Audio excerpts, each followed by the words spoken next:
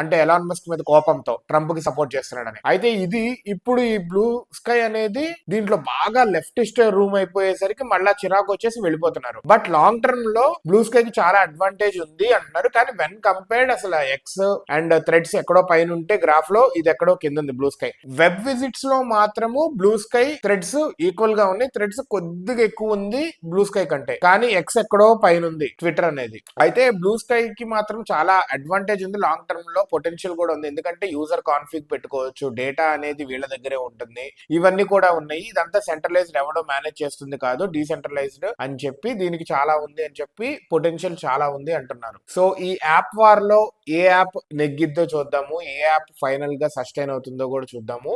ఈ పాలిటిక్స్ కానీ టెక్నాలజీ కానీ డీసెంట్రలైజ్డ్ ఇవన్నీ కలిపి basically one should be the winner, or else 2-3 కూడా ఉంచుకుంటారు లేదు. ఎందుకంటే